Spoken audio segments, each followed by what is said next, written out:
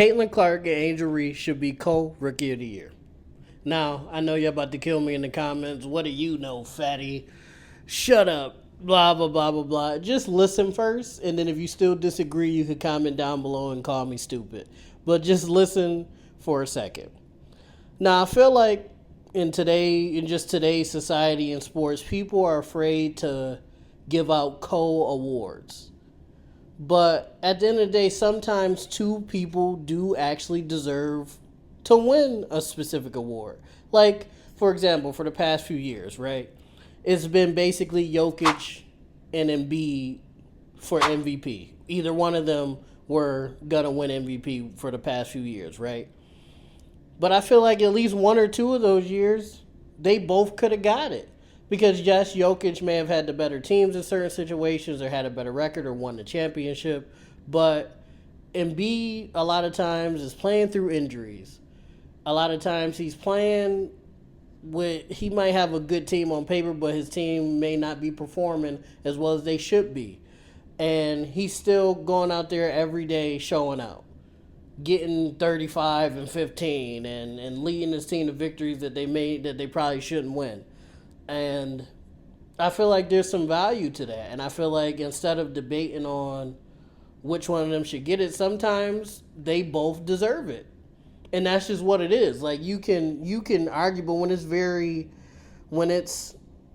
get to nitpicking, I feel like that's the point where you need to just give both of the people an award, whatever award it may be, whether it's Defensive Player of the Year or MVP or whatever case may be. Once you start getting into, oh well, he's shooting 0.3% better from the three than he, like, guys, come on. When it's so similar like that, you gotta just give it to both of them. But I don't think Caitlin and Angel Reese are in the same situation as that necessarily, because they play different positions. They have completely different play styles, but it still doesn't change the fact that they still both deserve to be Rookie of the Year this year. Now, Caitlin Clark. Caitlin Clark has not only made the WNBA tremendously more popular, but she's made women's basketball tremendously more popular. Like, whether you like her or dislike her, you got to give her that credit. She has turned women's basketball into must-see television, and I love it. You know what I'm saying? Like, I'm forever a Caitlin Clark fan just off the strength of that. Because I've been a WNBA fan for years. If you look back on my channel, you'll see different WNBA related videos and me telling people to watch and all that stuff. So it warms my heart to see this, like people tuning in and they're selling out shows. Like the Connecticut Sun, I can't remember what team they're playing, but I think it's the Liberty. They're playing the Liberty. That game just sold out. They had to move that game to TD Garden. This is the first ever women's basketball game to ever be played in TD Garden. And that has nothing to do with Angel Reese or Caitlin Clark. That's just because Caitlin brought so many eyes to the WNBA. The Connecticut Sun have been playing amazing basketball this season, so they've gained more fans, so more people are tuning in and coming to see them. That's beautiful. She's brought so many eyes to women's basketball, and like I said, it's beautiful. But every great main character needs a great nemesis. And by that, I mean Angel Reese. Angel Reese has been Caitlin Clark's nemesis for the past 3 years, whether you want to buy into it or not. From 2 years ago during the tournament, last year during the tournament, everybody was talking about those two and the matchup they might have and all this stuff. And even into the WNBA. Now, they haven't played against each other a whole bunch yet, but don't be fooled. Within the next 3-4 years, we're going to probably see a final with the Chicago Sky and the Indiana Fever, with those two on the forefront. Angel Reese, as much as Caitlin Clark has brought eyes to the WNBA, Angel Reese has more than done her part on that end, in a different way, though.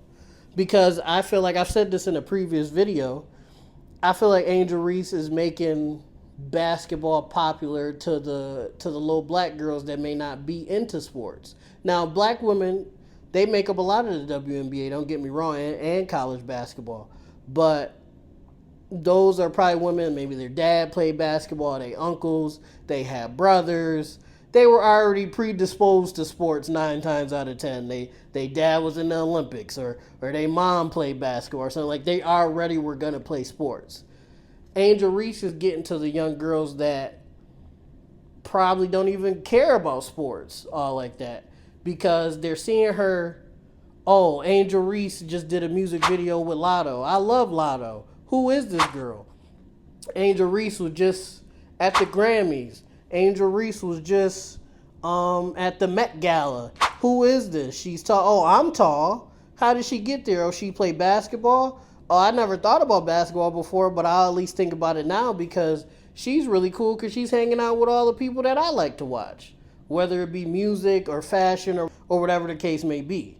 She's bringing eyes to the young black girls and girls in general that probably wouldn't have been paying attention or even thinking about playing basketball prior to her being into the league, because she's given a different swag, a different style to the WNBA. Not to say that other players haven't, but she's the one that people are looking at. So Caitlin is bringing the masses. Angel Reese is bringing the people that wouldn't have been paying attention to basketball or women's basketball, period, which is setting the future up for more basketball players, which is going to cause the WNBA to expand more, which is going to cause the WNBA to pay more, because now they're watching Angel Reese, they're watching Caitlin Clark and Aja Wilson and Skylar Diggins-Smith and all these great players, and they're tuning in at a perfect time. So they're both bringing eyes to the league, and it's not just popularity. They're breaking records. They're rookies, and they're breaking records already. Caitlin Clark just broke like multiple assist records. It seemed like every week she breaking an assist record or something like that. Reese, she broke the most consecutive rebounds in WNBA history. She's got the most double doubles from a rookie in WNBA history. She's asserted herself as not just one of the best rebounders in the league, but the best rebounder in the league in her first year. Caitlin, she had a little bit of a rough start, but even in her rough start, she was still dominant, kind of. Like, her biggest issue was the turnovers that she was getting, but she was still averaging I believe early in the season she was averaging 18 points, 7 assists, and 4 rebounds, and she was playing quote-unquote badly for her at least. And now she's found her stride. She's not getting turnovers as much. Indiana's winning more games. She seems more comfortable out there. Her and her team seem to be gelling. This last game that I seen, they was getting Lexi Hole involved. Aaliyah Boston was getting her touches. Caitlin was doing her thing. I think 3 players scored 20 points or something like that. And that's because they're just getting more comfortable with each other and they're finding their flow. Same with the Chicago Sky. Cardoso just came back a month ago. And they're clicking. Again, these teams are young teams, so they're not going to be in contention for a championship or anything like that yet. But give them 2-3 years, maybe even less. And this is the future we talking about. So it's not even popularity. They're making their teammates better. They're getting better every day. It's showing up in the stat lines. And they have by far been the 2 best rookies in the WNBA this year. Now, you could talk about Cam, but Cam got hurt. Cam was playing great basketball. She was blocking shots, getting rebounds. She was playing great. But she, unfortunately, got injured. Her teammate, Rickea Jackson, she's been very consistent. Very consistent. But I don't think she's been playing as well as Caitlin and Angel. And then who else is it? The girl, I can't remember her name. I'm going to put her picture up here. She played for the Lynx. She's had some really good games, some really high-scoring games, but it hasn't been consistent. You know what I'm saying? And just by far, the 2 best rookies this year have been Angel Reese and Caitlin Clark, and I feel like it'd be disrespectful to either of them to not give them Rookie of the Year. So why not make them Rookie of the Year? Don't be afraid, WNBA. Don't be afraid to make this happen. You'll make the story even more intense if you do this. Imagine that press conference. Imagine the people in the comments. I can only imagine the people in the comments of this video, let alone the people in the comments of that press conference of them winning Co-Rookie of the Year. That would make it so much more intense. Because now you got the Caitlin Clark fans saying, well, she's better than Angel Reese. And then you got the Angel Reese fans saying, bet bitch. Yeah, my bitch better than her. Da, da, da. You got it's a whole story that you could make 10 times more intense if you just give it to both of them. And it's not just for the story. They both actually deserve it. And listen, you could dislike Caitlin Clark for whatever reason you dislike her, whatever. You could dislike Angel Reese for whatever reason you dislike her. But the stats don't lie and the numbers don't lie. These two young ladies are superstars. And they're probably going to be the best players in the world very soon. They're probably going to be champions very soon. And barring anything crazy happening like injuries, you're going to see a whole bunch of them. So strap in. And you're probably not going to get one without the other going forward.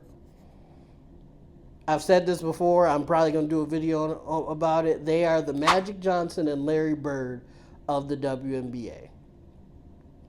And I'm going to explain that a little bit more in that video, but this video has been long enough. Let me know what you think in the comments down below. Do you think Angel Reese and Caitlin Clark should be Co-Rookie of the Year? Do you think one of them deserves the Rookie of the Year more than the other? If so, let me know in the comments down below. We can have a grown-up conversation. We don't got to be rude about it. Yes, I know I'm fat. Yes, what do I know about basketball if I'm fat? Blah, blah, blah. I've watched basketball my whole life.